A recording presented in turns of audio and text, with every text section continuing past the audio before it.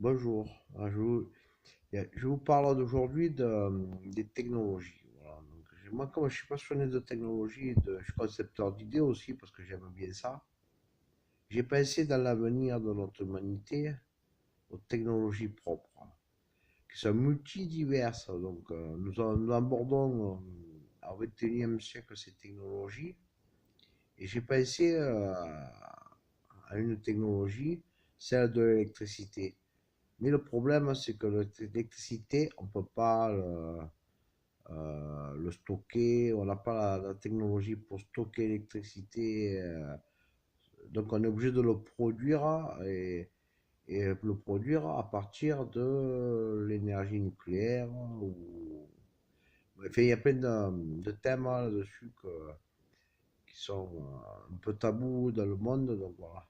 Donc le problème, c'est que ces technologies, comment faire pour que ce soit autonome sur les véhicules électriques, sur des longues distances, voilà, sans qu'on recharge tout le temps nos batteries à partir du réseau électrique. Après, je me suis dit, sur les transports en commun, sur les semi-remorques, sur les bateaux, sur les trains, comment économiser l'énergie électrique, même si on roule à l'électrique. Après, dans cette technologie, tout en imaginant euh, avoir sur ces véhicules un système qui va chauffer de l'eau. Il y aura un réservoir d'eau, un circuit fermé qui va réchauffer à partir de sur le toit qui va mettre en vapeur de l'eau. Et par ce biais-là, après, faire tourner par un système hydraulique une turbine qui soit générateur pour produire de l'électricité qui va alimenter les batteries, qui va recharger les batteries et qui va rester en autonomie sur, sur, le- sur, sur la longueur, sur le véhicule, quoi. Donc on ne sera pas obligé de recharger, par exemple sur un bateau de croisière, exemple, si ces moteurs sont électriques, il y aura un système de circuits d'eau qui vont être chauffés par un système de photovoltaïque ou je sais pas. Et après, ils feront tourner des turbines par un système hydraulique qui vont générer de l'électricité pour alimenter les moteurs électriques du bateau. Il y a ça, après il y a aussi sur les cars, par exemple, sur le toit d'un car, il existe des cars électriques. Un car électrique, il existe un car électrique qui fonctionne à pile à combustible. Mais après, il existe aussi un car électrique qui se recharge avec des batteries. Et, mais l'autonomie du véhicule est limitée. Donc, après, si on met ce système sur le toit du car, par exemple, euh, on chauffe de l'eau et la vapeur d'eau avec un système hydraulique va faire tourner une turbine dans la partie en bas du véhicule et va générer de l'électricité pour alimenter les batteries qui sont plus autonomes sur la distance, voilà, à la recharge. Après, je ne sais pas si ce modèle-là, ça peut fonctionner, mais ça peut fonctionner quand on y met les moyens, ça peut fonctionner, voilà. Après, sur les véhicules, sur les voitures, tout ça, il existe des moyens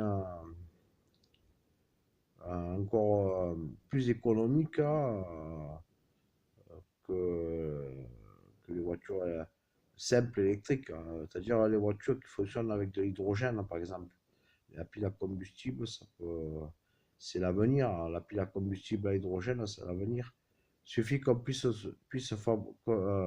fabriquer cet hydrogène à partir de l'eau de mer dans des centrales prévues pour ça, au bord des mers, et on stocke l'hydrogène, et en réseau, on distribue l'hydrogène, et les véhicules euh, peuvent rouler à la pile à combustible tranquille, quoi. Bon, Et il y a plein de technologies comme ça que, mais c'est l'avenir c'est notre avenir.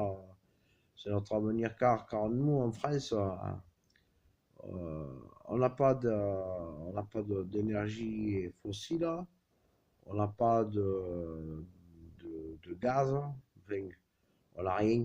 Voilà, donc, à part de développer l'énergie fossile à partir d'algues marines pour la transformer en algues, en pétrole vert et pouvoir produire du carburant vert pour les véhicules thermiques, ou la biomasse à partir de l'agriculture, produire du gaz pour alimenter tous les réseaux de gaz en France. Enfin, toi, je vois que ça. Autrement, nous, personnellement, en France, on n'a pas de, de richesse brute pour enrichir notre richesse économique. Voilà. Donc il faut trouver les moyens, se trouver les moyens pour dégager ces systèmes et que l'État français puisse créer sa propre richesse en France. Autrement, nous vivons dans une époque où nous sommes soumis aux autres. Voilà. Donc, on n'a pas notre indépendance énergétique en France. On n'a pas, on ne sait pas créer notre richesse et pourtant on l'a dans nos mains, la richesse.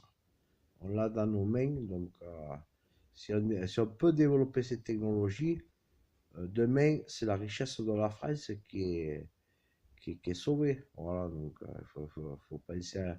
Et moi, je fais pas de la politique, mais je regarde ça comme... je me dis, on a tout dans les mains pour réussir, mais on est soumis à une espèce d'autodidacte de quelque chose, d'un lobby ou je sais pas quoi, qui nous fait qu'on est obligé de ne pas être indépendant énergétiquement. Voilà. Donc, si on pouvait, si on voulait, on pouvait. Voilà. Il suffit d'une volonté politique pour tout changer. Voilà. Et là, à partir de là, en France, ça ira mieux, je vous dis, car si on a notre indépendance énergétique, on pourra créer nos richesses. C'est-à-dire que les Français auront leur richesse. Car peut-être que si l'État français crée sa propre richesse, ça se substituera un peu à la dette qu'on doit partout dans le monde. Euh, et ça fera baisser les impôts sur les citoyens français, et les charges, et la TVA et tout ce qui se passe. Voilà, donc. Mais bon, euh, je le dis comme ça. Moi, je suis pas politique, je fais pas de politique, moi, mais comme tous les Français, moi, je vois les choses je vois la France, l'État que c'est la France. Voilà. Si on a un pays où les gens ont des compétences, les gens sont intelligents, les gens ils savent comment faire, ils ont le savoir-faire, mais bon, on leur laisse pas les mains. C'est géré, c'est géré comme une technocratie bananière, la France. Voilà, donc il faut changer cet idéal et dire les Français, ils ont des idées, ils ont des choses à dire, il faut les mettre en route. Voilà. Merci, au revoir.